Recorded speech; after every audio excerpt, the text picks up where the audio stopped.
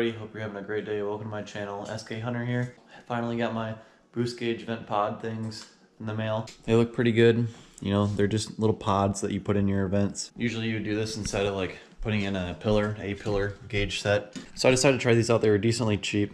Hopefully they slide and fit right in. If you don't already have your boost gauge set up, mine is being ran from a little T off from my airline to my blow off valve. So I have a T running up through here to a smaller connection up through there through my firewall. And for wiring, I have it turned right now from the power directly from the battery and grounded from the battery.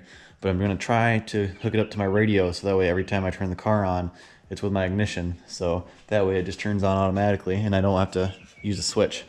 I've never really taken apart a WRX dash before, so I just pulled this out and there's 2 screws right here, and I'm gonna see if maybe it'll pull this whole dash thing out. I doubt it will, but we'll figure it out. Just a basic couple tools. I'm gonna be using a screwdriver, razor blade, 2 flatheads, a little mini one with a stub nose, and then a nice long one, and then some pliers if I really need them. I don't think I will. I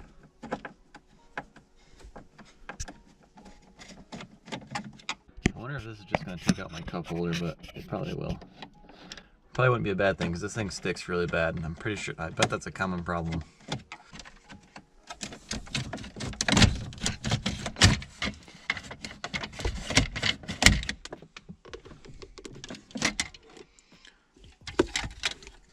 Yeah, this whole assembly probably could be worked on. It just doesn't slide very well. It's really rough. Sometimes clips are really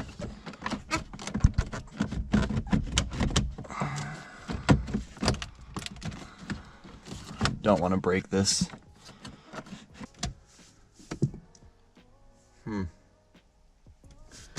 Okay, I'm gonna take out the dash now, this radio part.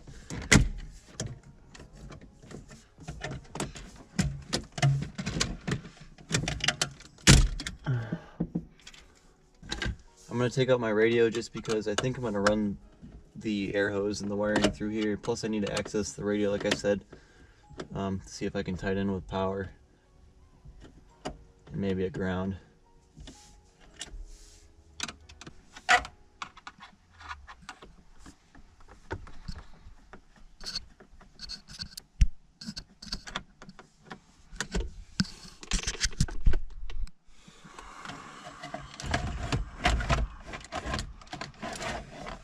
There is my whole wiring mess and everything. We're gonna try to slide. I don't know if you can see it that well. We're gonna try to slide that whole gauge up through this, maybe around in there, up through the middle of that, all this wiring mess, and then up to the pods. This ended up being a really stubborn clip over there. It actually wasn't a screw, so this thing should just pull out. There is your hazard. You can just disconnect it. Once you disconnect your hazard, you have access to your vent pods. To disconnect this, it has 4 clips and 2 screws. So 1 screw there, 1 screw here. Then it has 4 clips on the top. And your pods, your vents will pop out like this. And once they're like this, they're just kept in by these little sliders, and they should slide right out. Like that.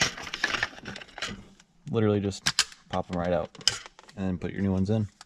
Now that you have them like this, you can go ahead and put both your gauges in, but in my case I just have one for now, so I'm gonna put it in this left one.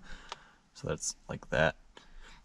This is the fun part of trying to figure this all out. So you might have to do a little bit of cutting. You can see my hole. I actually got it in there, but I had to cut out this gap right here for the top of the boost gauge. Now I have to cut out the bottom because there's a little lip in there that you can see it when it comes up, this little lip, and you have to cut this out now because the boost gauge won't sit in all the way. It kind of sits half-assed. So I'm using these. They're really nice and sharp. They do the job and they don't break the plastic. So if you can find a pair of these are really nice.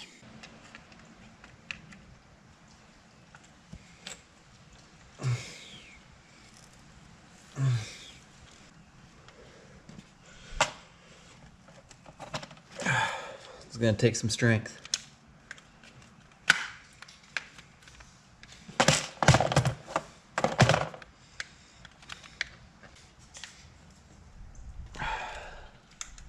It's really actually pretty nice plastic to work with. I'm kind of lucky right now because I haven't broken anything yet, really. There we go. Perfect. Look at that. That should do the job. Let her sit in there perfect. Let's go try it out, I guess. There we go. I finally have it flush with the vent. I mean, I'm not gonna lie, that was not fun. That was kind of a pain to do. Had to cut that out and then had to cut the bottom out a little bit.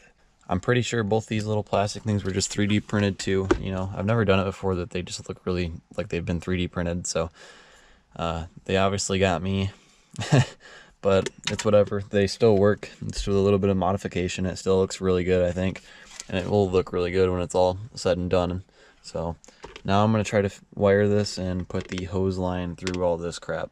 Ran my air line through a little hole down there, ran it through past this little vent, and it's right there ready to be plugged in. Boost gauge is hooked up, zip tied, ready to cut the little zip tied part. There you go. It's really, like I said, really nice to have a pair of these. Ooh, I wonder if I'm hitting on the back of that.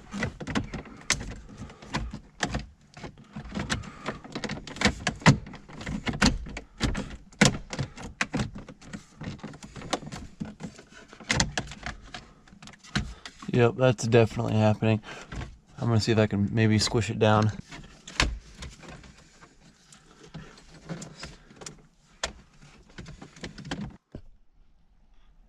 You can see that blue connector. I'll point an arrow to it right now.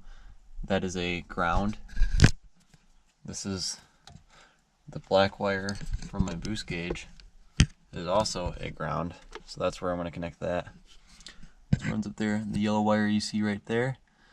I'm still trying to figure out where the power is for my radio, so once I figure that out, I'll splice into it and do that. Ground is finally connected right there. Tuck that back in there. Now we just gotta hook up the power and we should be good to go. Alright guys, so we figured out that red is my power. I mean, I should have remembered that from when I put my subs in, but I didn't. So anyway, we have right here the power and the boost controller, or boost gauge right here. Put this like kind of twined together, and then here's the one for the radio. We're just gonna put it back together and we'll see if she turns on or not, I guess. This isn't really a how-to, it's more just like a watch me mess up and figure this out. Oh, yeah. Look at that. That's awesome. That looks great. I'm so glad I wired it to my radio.